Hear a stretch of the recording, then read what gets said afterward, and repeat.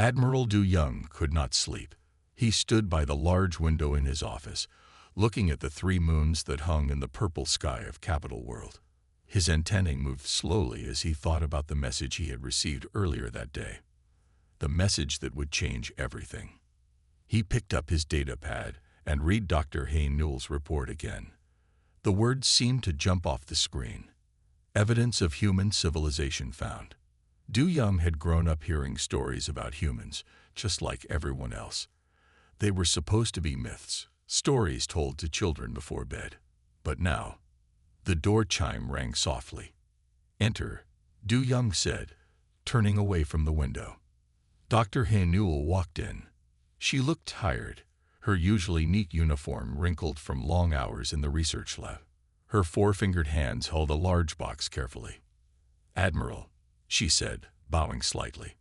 "Thank you for seeing me so late, but after what we found today, I couldn't wait until morning." Du Young pointed to a chair. "Show me everything." Newell placed the box on his desk and opened it slowly. Inside was an object that looked like a simple black cube, about the size of her hand.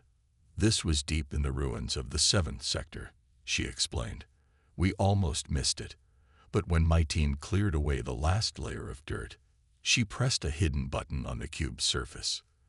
The air above the cube came alive with light. The three-dimensional map of the galaxy appeared, spinning slowly. But it was different from any map Du Young had ever seen.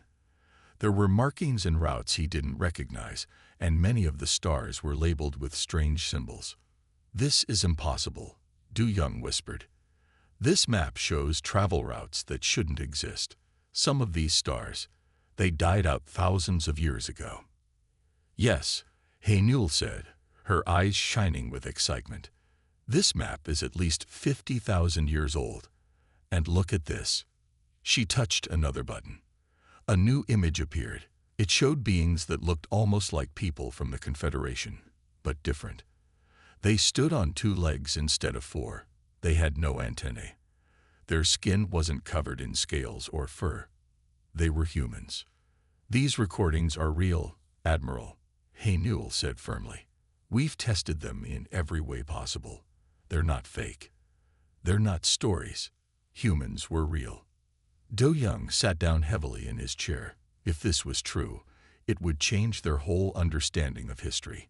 The Stellar Confederation believed they were the first civilization to reach the stars. They thought they had invented faster-than-light travel. But if humans had been there first, thousands of years ago— "There's more," Hay Newell said. She touched the cube again. New images appeared, showing massive ships floating in space. The ships were huge, bigger than anything the Confederation had ever built. Their design was strange but beautiful, with smooth lines that seemed to bend space itself. "Their technology," Du Young said, leaning forward. "It's far beyond anything we have now. And this was 50,000 years ago." He shook his head in wonder. Newell nodded. "We found something else too. Something that explains why we've never met them." She pressed one more button on the cube. A human face appeared, looking straight at them. It was a female, her hair gray, her face lined with age, but her eyes sharp and clear. When she spoke, her words were in perfect modern standard, the main language of the Confederation. "To those who find this record," the human said, "we leave you our story. We were the first to reach the stars, but we will not be the last. We have watched many young races take their first steps into space. We have helped when we could, quietly, from the shadows. If you're seeing this message, your civilization has reached a point where you're ready for the truth." Du Young and Hay Newell looked at each other in shock. The human woman continued, "We didn't disappear. We didn't die out. We chose to step back, to let other races grow on their own. But we've always been watching, always protecting. The stories you tell about us, they're not just stories. They're memories passed down through countless generations." The message ended. The room was quiet except for the soft hum of the cube. "Admiral," Hay Newell said after a long moment, "there are hundreds more recordings in this cube. Star maps, technical information, historical records. But the most important thing, she paused, taking a deep breath. The most important thing is the last recording. It's dated just 100 years ago. Do Young's antennae straightened in surprise. 100 years. But these ruins are supposed to be ancient. They are. But someone came back to leave this cube for us to find. And the last message. Hey Newell touched the cube one final time. But different human appeared. A male this time, wearing what looked like a military uniform. His message was short. When you find this, look to the stars beyond the outer rim. We'll be waiting. Do Young stood up and walked back to the window. The three moons seemed different now, knowing that human eyes had looked at them thousands of years ago. Knowing that humans might still be out there, watching. We need to tell the council, he said finally. Newell packed up the cube carefully. They won't believe us. No, Do Young agreed. But we have proof now. Real proof. He turned to face her. Tomorrow morning, I'll call an emergency council meeting. We'll show them everything. And then we start preparing. If the humans are still out there, if they're really watching us, they must have a reason for revealing themselves now. Do Young's antennae twitched thoughtfully. We need to be ready. The next morning, the great council chamber was full. All 12 council members sat in their high seats, looking down at Do Young and Hey Newell. The chamber was beautiful, with its crystal walls and floating lights, but today it felt cold and unfriendly. Councillor Myre spoke first. Her scales shimmered with different colors as she moved, showing her skepticism. Admiral Do Young, she said, you called this emergency meeting to discuss fairy tales. Do Young stood straight and proud in his silver uniform. No, honored counselor, I'm here to show you proof that humans are real, that they were here before us, and that they might still be out there. The council members whispered among themselves. Some looked amused, others angry. Only one, an old member named Ta-One, looked thoughtful. Newell set up the cube on the presentation platform. As she worked, Do Young spoke again. Honored Council, what I'm about to show you will change everything we think we know about our history. Please, keep open minds. When the first images appeared, the star maps, the recordings of humans, their ships, the council chamber went completely silent. Even Myre stopped moving, her scales frozen in a pattern of surprise. They watched every recording. They saw humans building massive space stations, terraforming planets, traveling between stars as easily as the Confederation traveled between cities. They saw the message about watching and protecting younger races. When it was over, Counselor Ta-One spoke up. I remember my grandmother telling me stories about the Sky People, he said quietly. She said they came in ships of light to save worlds from disaster. I always thought they were just tales to help children sleep at night. He looked at the cube, then at Do Young. But they weren't tales at all, were they? No, honored counselor, Do Young replied. They weren't. And there's evidence that they're still out there, beyond the outer rim. Myre found her voice at last. If what you say is true, if humans are real and they've been watching us, why show themselves now? Why leave this message for us to find? It was Hey Newell who answered. In all the recordings, she said, there's one thing that keeps coming up. The humans talk about preparing younger races for something. They never say what, but they seem concerned, like they know something is coming. The council chamber erupted in worried discussion. Do Young waited patiently until Myre called for order. What do you suggest we do, Admiral? Myre asked. First, we need to study everything in this cube. Dr. Hey Newell and her team have only scratched the surface of what it contains. Second, he paused, knowing his next words would cause more controversy. Second, I suggest we send ships to the outer rim. If the humans are out there, if they're waiting for us, we should try to find them. The debate lasted for hours. Some council members wanted to ignore the discovery, to pretend they hadn't seen proof that their whole history needed to be rewritten. Others wanted to send the entire Confederation fleet to the Outer Rim immediately. In the end, they reached a compromise. Newell would lead a team to study the cube and all its information. Du Young would prepare a small expedition to the Outer Rim, but quietly, without telling the public what they were looking for.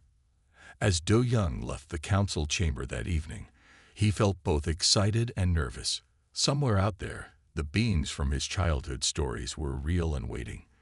Humans weren't myths after all. They were their predecessors, their silent guardians, and perhaps soon they would be their teachers.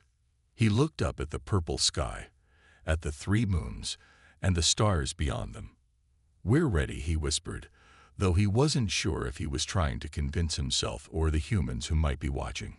"We're ready to learn the truth." Lieutenant Jiho had been on the patrol ship Starweaver for 3 months now. Every day was the same. Watching empty space, checking sensor readings that never showed anything interesting, and drinking too much stimulant juice to stay awake. The Outer Rim was where they sent new officers to learn patience, or so everyone said. He sat at his sensor station, his 4 legs comfortably tucked under him, and tried not to fall asleep. The main screen showed nothing but stars and darkness. The secondary screens displayed the usual background radiation and space dust readings. "Another exciting day in the void," he muttered to himself. Captain Sunmei walked onto the bridge, her ceremonial head crest neatly groomed as always. "Status report, Lieutenant." "All quiet, Captain," Jiho replied, sitting up straighter. "Just the usual." He stopped mid-sentence. One of his screens was showing something new. At first, he thought it was a malfunction. The energy readings made no sense at all. "Captain," he said, his voice suddenly serious, "I'm picking up something strange. These readings, I've never seen anything like them." Sunmi moved to his station, looking over his shoulder at the displays. Her head crest extended fully, a sign of high alert among her species. "Show me everything." The readings were coming from a point in space that should have been empty. The energy signatures didn't match anything in their database. As they watched, more identical readings began appearing, like stars blinking into existence. "Get me Admiral Du Young," Sunmai ordered.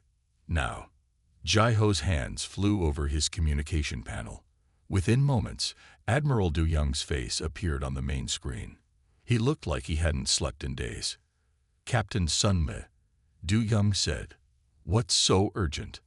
"Admiral, we're detecting unusual energy signatures in Sector 47. Multiple points, all identical, all appearing out of nowhere. They're like nothing we've ever seen before." Du Young's antennae went completely still, a rare sight that made Jiho nervous. "Send me the readings." Jiho transmitted the data. He watched as Du Young looked at something off-screen, presumably the sensor data. The Admiral's expression changed from concern to something Jiho couldn't quite read. Was it excitement? "Captain," Du Young said after a long moment, "I'm sending you new orders. Classified, highest level. Dr. Newell will be joining your transmission shortly to explain what you're seeing." The main screen split, and Dr. Newell appeared beside Du Young. She looked as tired as the Admiral, but her eyes were bright with excitement. "Captain, Lieutenant," she said, "what you're seeing matches exactly with the records we found in the ancient cube. Those energy signatures, they're from ships using technology we barely understand. Ships that shouldn't exist yet." Jiho felt his heart beating faster. "Doctor, are you saying?" "Yes," Newell interrupted. "Those are human ships. They're finally showing themselves." The bridge went silent. Jiho looked at his screens again. The number of energy signatures was still increasing. Each one was massive, suggesting ships larger than anything the Confederation had ever built. "Your orders are simple," Du Young said. "Watch, record everything. Do not approach. Do not send any messages unless they contact you first. I'm sending 2 more patrol ships to your location, but they'll stay at a distance. We don't want to appear threatening." "Understood, Admiral," Sunmai replied. Her head crest was moving in patterns that showed both excitement and nervousness. For the next 6 hours, they watched as more and more ships appeared. Ji-ho kept careful records of every reading, every slight change in the energy patterns. The ships seemed to be arranging themselves in a specific formation, but it was hard to tell their exact positions because the sensors couldn't get clear readings through the strange energy fields around them. "Lieutenant," Sun Mai said suddenly, "are you picking up any communications?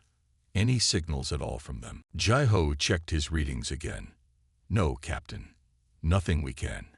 He stopped as a new alert flashed on his screen. "Wait, there's something. A signal, but..." He worked his controls, trying to clear up the transmission. "It's using our own communication frequencies. How could they know?" A voice filled the bridge, speaking perfect modern standard. "This is Admiral Yoon Se-hee of the Human Expeditionary Force. We have returned." Ji-ho looked at Captain Sun Mai. Her head crest was fully extended and shimmering with color patterns he had never seen before. The bridge crew all stopped what they were doing, staring at the main communication screen in shock. The voice continued, "We request communication with your leadership. We come in peace, as guardians returning to check on those we have watched over for so long." Sun Mi took a deep breath and pressed the response button. "This is Captain Sun Mai of the Confederation patrol ship Starweaver. We welcome you. I am connecting you with our Admiral now." The main screen lit up again, showing both Admiral Du Young and the human speaker. Admiral Yoon Se-hee looked remarkably like the humans from the ancient recordings, but there was something different about her. Her eyes seemed to hold centuries of wisdom, and when she moved, it was with a grace that seemed almost supernatural. "Admiral Du Young," Se-hee said, smiling, "we have watched your progress with great interest. The discovery of our message cube was not by chance. We left it knowing your archaeological team would find it at exactly the right time." "Then you know about the cube," Du Young said. "You know we've seen the recordings." "Yes, it was important for you to have some warning, some time to adjust to the idea of our existence before we appeared. We have learned from experience that suddenly showing up tends to cause problems." Ji-ho couldn't take his eyes off the screen. The human admiral wore a uniform that seemed to shift colors slightly, like it was made of living metal. Behind her, he could see parts of what must be the bridge of her ship. It was both familiar and completely alien, with technology that looked like it came from a dream. "Why now?" Du Young asked. "Why reveal yourselves to us at this moment?" Se-hee's expression became more serious. "Because you're ready. And because you're going to be needed. There are things coming, Admiral. Things that the younger races of the galaxy will have to face together. We've spent thousands of years preparing, watching, helping in small ways. But now it's time for more direct action." Captain Sun Mai spoke up. "The stories. The old tales about the sky people who helped worlds in trouble. Was that you?" "Yes," Se-hee replied. "We tried to help without revealing ourselves. A slight nudge to help the species survive a natural disaster. A mysterious signal that led to an important scientific discovery. Small things that looked like luck or coincidence." Ji-ho thought about all the stories he had heard as a child. The mysterious lights that had guided ships away from dangerous space storms. The strange dreams that had led scientists to breakthrough discoveries. All this time, it had been the humans, watching and helping from the shadows. "Your fleet," Du Young said. "It's larger than anything we've ever seen. How many ships do you have out there?" Se-hee smiled again. "What you're seeing is just a small greeting party. A fraction of our total fleet. We didn't want to overwhelm your sensors or cause panic by bringing too many ships at once." Ji-ho checked his readings again. If this was just a small part of their fleet, the implications were staggering. The power readings from just one of their ships were higher than anything he had ever seen. "We would like to send a delegation to meet with your council," Se-hee continued. "There is much to discuss, much to prepare for. But first, we thought it would be good to let your people get used to our presence. We will stay here, in view of your patrol ships for the next few days. Let word spread naturally. Let people see that the old stories were true." Do Young nodded. "I'll inform the council immediately. But, Admiral Sihi, may I ask one more question?" "Of course. In all the ancient recordings, there are hints about something coming. Something you've been preparing for. Can you tell us what it is?" Sihi was quiet for a moment. "Soon, Admiral. Very soon. But first, your people need to understand who we are. Need to see that we're real, that we're here to help. The rest will come in time." The communication ended, but the human ships remained visible on their sensors. Jeho looked out the main viewport, even though he knew the ships were too far away to see with normal vision. Somewhere out there, the beings from legend had returned. Captain Sun Mei put her hand on his shoulder. "Lieutenant, I have a feeling your days of boredom in the Outer Rim are over." The great council chamber had never been so crowded. Every member of the council was present, along with their advisors and security teams. Admiral Du Young stood at the center of the room, waiting. In just a few minutes, the first human delegation would arrive. Dr. Haynul stood next to him, holding her datapad tightly. "Are you nervous?" she whispered. "Terrified," Du Young admitted, his antennae twitching slightly. "But excited too." The chamber's main doors opened. Admiral Yoon Si-hee walked in, accompanied by 3 other humans. They wore the same color-shifting uniforms that seemed to be made of living metal. They looked so much like the beings from the ancient recordings, yet there was something different about them. Something that spoke of vast age and wisdom. Counselor Maire's scales shifted through patterns of amazement and slight fear. "Welcome," she said, her voice steady despite her obvious nervousness. "We are honored by your presence." Si-hee smiled, and somehow that simple expression made everyone in the room feel more at ease. "The honor is ours," she said. "We have watched your civilization grow from its first steps into space. You have made us proud." "Please," Maire said, gesturing to the seats prepared for the human delegation. "Tell us why you have chosen this moment to reveal yourselves." The humans sat down, and Si-hee began to speak. Her voice was clear and strong, carrying to every corner of the chamber without seeming loud. "For 50,000 years," she said, "humanity has watched over the younger races of this galaxy. We were the first to reach the stars, the first to understand the deep mysteries of space and time. But with that knowledge came responsibility."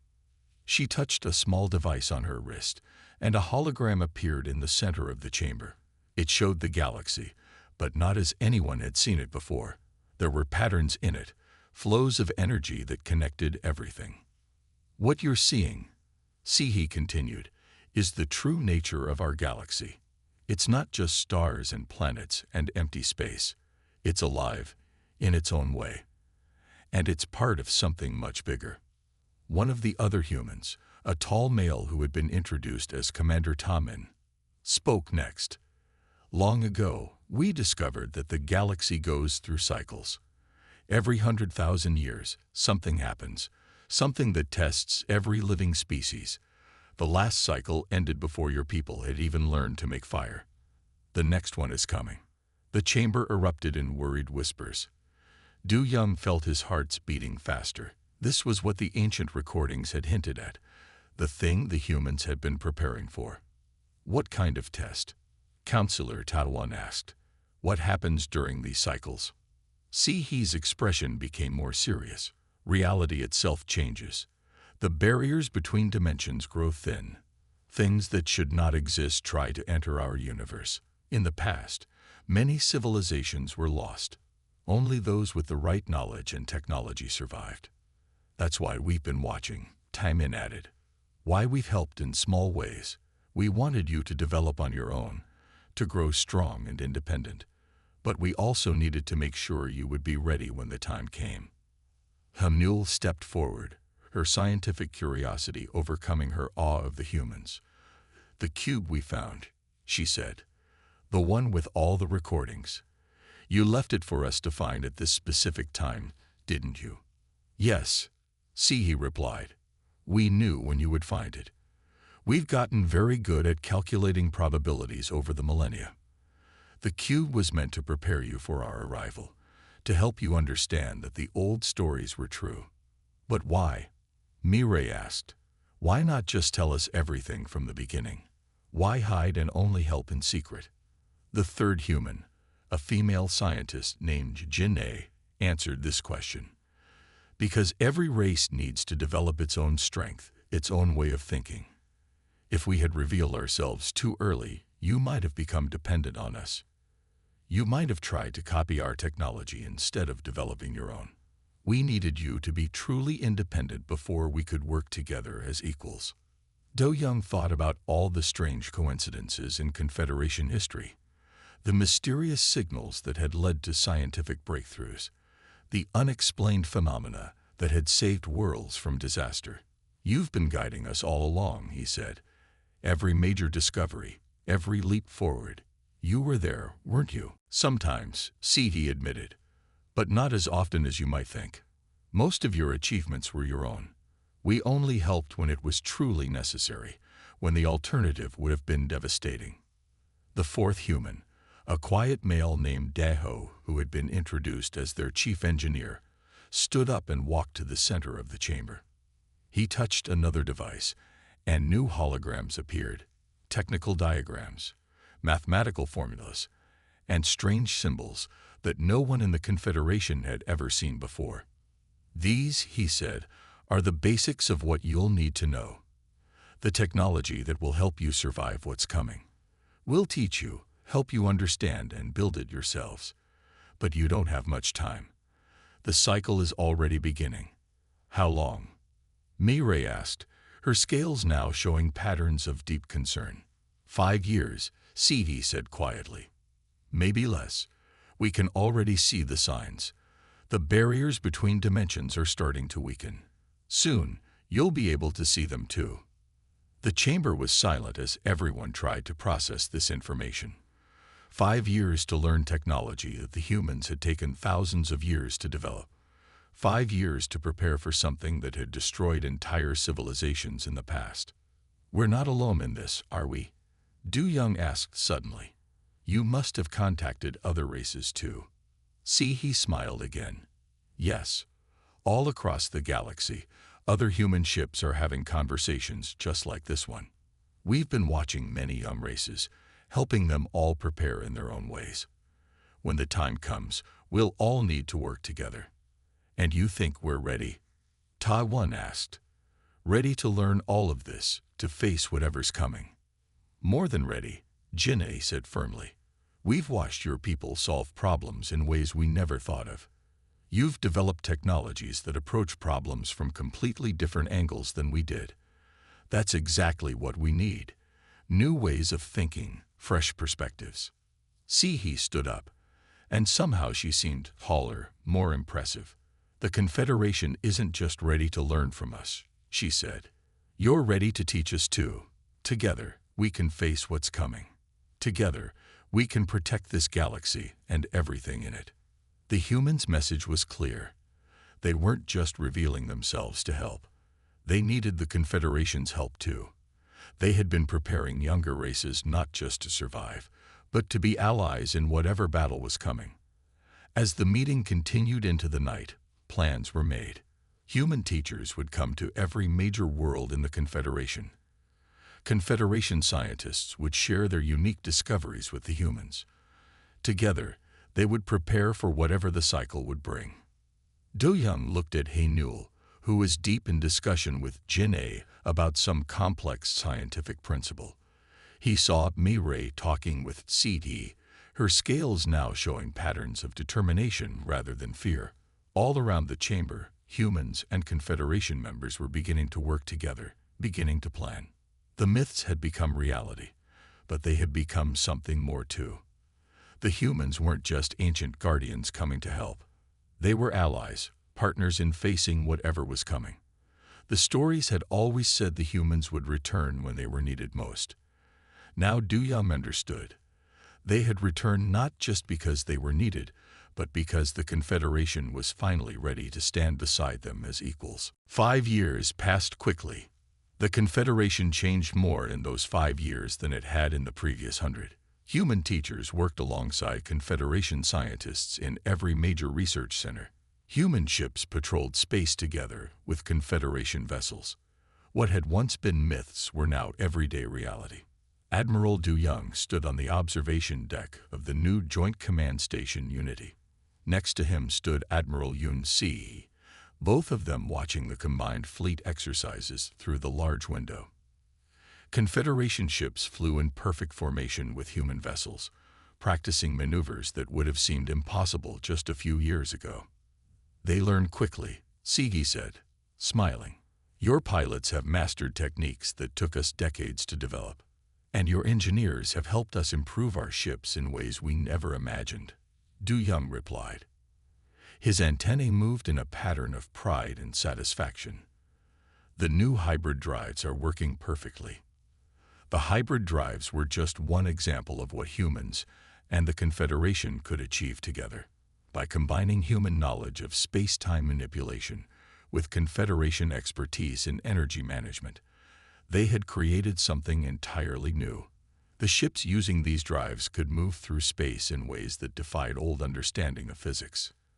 Dr. He Newell walked onto the observation deck, carrying her ever-present datapad. 5 years of working with human scientists had changed her too. She moved with more confidence now, and her four-fingered hands were steady as she pulled up the latest readings. It's starting, she said simply. The sensors are picking up the first signs. The barriers are beginning to weaken. See, he nodded, her expression serious, but not afraid. Right on schedule. Are the detection networks in place? Yes, He Newell replied. We've finished installing the last sensors yesterday. We'll know the moment anything tries to cross over from the other dimensions. Du Young looked out at the fleet again.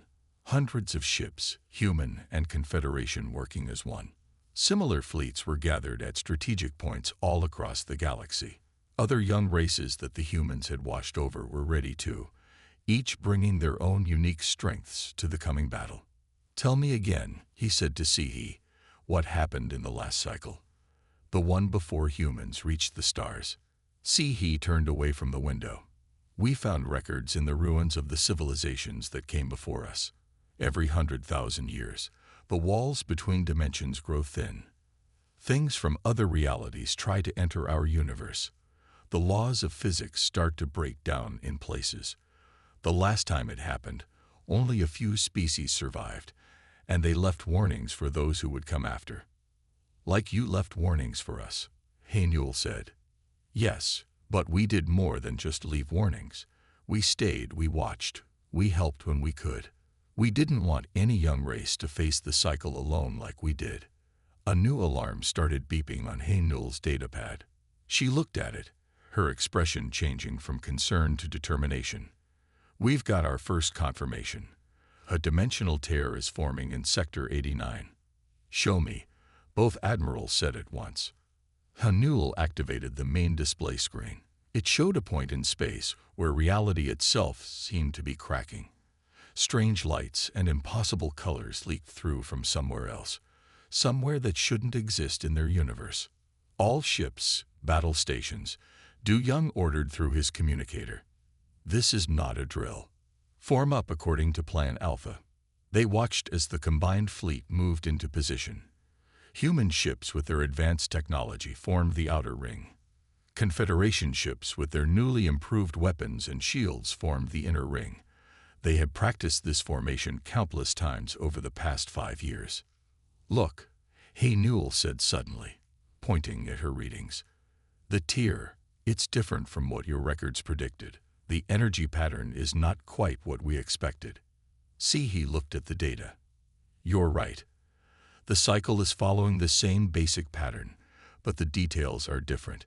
If we had tried to face this with just our old plans. But we're not facing it with just your old plans, Du Young said firmly. We're facing it together, with new ideas and new solutions. As if to prove his point, another ship appeared next to the fleet. It was neither human nor Confederation design, but something new. The first ship built jointly by both species, combining the best of both their technologies. Its name was Hope's Dawn, and it carried weapons and defenses that had never existed before in any universe. More tiers began appearing in space. Strange shapes moved in the impossible colors leaking through from other dimensions. But the combined fleet was ready. They had spent 5 years preparing for this moment. All ships, execute defense pattern Delta, Du Young ordered. Remember your training. We know what to do. The fleet moved like a single organism. Human ships used their advanced technology to stabilize the tiers in spacetime. Confederation ships used their new weapons to drive back anything that tried to come through. The Hope's Dawn moved between them, its hybrid systems allowing it to operate in ways that neither species could manage alone. Hour after hour, the battle continued. More tiers appeared, but the fleet sealed them. Strange creatures tried to enter their universe, but they were driven back. The laws of physics tried to break down, but human and Confederation scientists working together kept them stable. From his position on Unity Station, Du Young could see it all.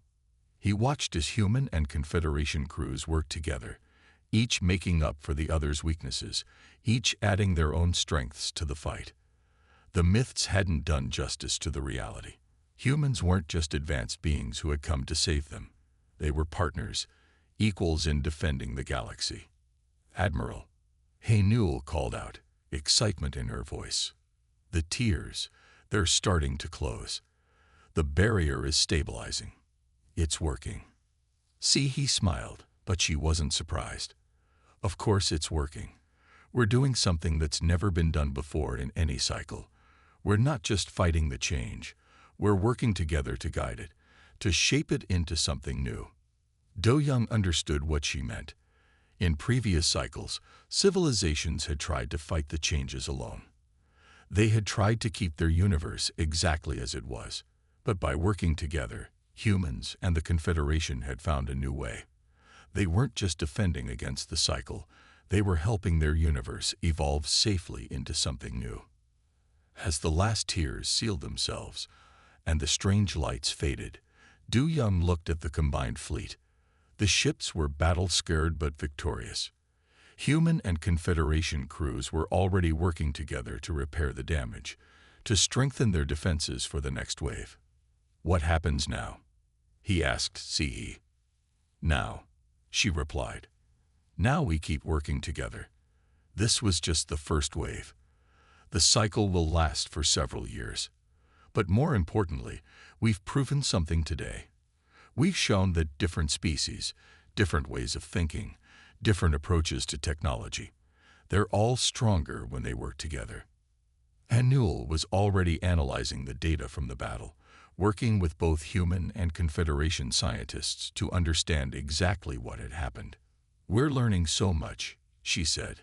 "Every encounter teaches us something new. Together, we're not just surviving the cycle, we're mastering it." Do Young's antennae moved in a pattern of deep satisfaction. The old stories had said that humans would return when they were needed most. But the stories had missed the most important part. Humans hadn't returned just to save them. They had returned to join them, to face the challenges of the universe together as equals. As he watched the combined fleet begin their patrol pattern again, Du Young knew that whatever came next, they would face it together. Humans were no longer myths. They were allies, teachers, students, and friends. Together, they would protect the galaxy and guide it into a new age.